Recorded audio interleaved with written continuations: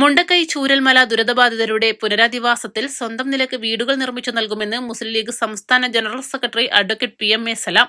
ഭൂമി നൽകാൻ സർക്കാരും ഏറ്റെടുക്കാൻ തങ്ങളും തീരുമാനിച്ചിരുന്നുവെങ്കിലും നടപടിക്രമങ്ങൾ അനന്തമായി നീളുകയാണ്. ഈ പശ്ചാത്തലത്തിലാണ് സ്വന്തം നിലയ്ക്ക് വീടുകളുടെ നിർമ്മാണവുമായി മുന്നോട്ടു പോകാൻ നിർബന്ധിതരായതെന്നും അദ്ദേഹം എടക്കരയിൽ വാർത്താസമ്മേളനത്തിൽ പറഞ്ഞു. ദുരിതബാധിതർക്ക് 100 വീടുകൾ നിർമ്മിച്ചു നൽകും. ഇതിനായി ഭൂമി കണ്ടെത്തിയിട്ടുണ്ട്. 1000 ചതുരശ്ര അടിയിൽ നിർമ്മിക്കുന്ന വീടുകൾക്ക് ഒന്നിലധികം നിലകൾ പണിയാവുന്ന തരത്തിലാണ് നിർമ്മിക്കുക. 40 കോടി രൂപയാണ് പുനരധിവാസ പ്രവർത്തനങ്ങൾക്ക് ഫണ്ട് ലഭിച്ചത്. അതുകൊണ്ട് തന്നെ പ്രവൃത്തി വേഗത്തിൽ പൂർത്തിയാക്കുകയാണ് ലക്ഷ്യം.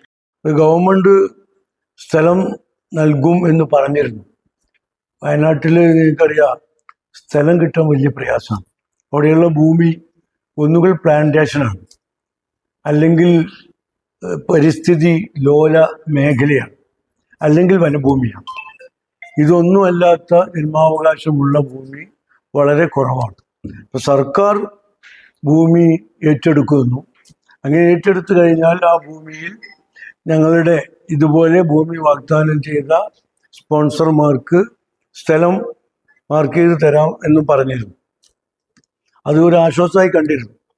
പക്ഷെ 6 മാസമായി എവിടെ എത്തിയിട്ടില്ല.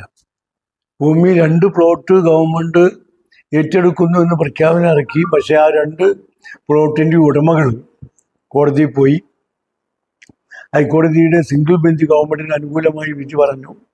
ഏറ്റെടുക്കാവുന്നതാണ് എന്ന് പറഞ്ഞു. പക്ഷേ വില സംബന്ധിച്ച തർക്കമുണ്ടെങ്കിൽ കോടതിയെ സമീപിക്കാം എന്നും പറഞ്ഞു.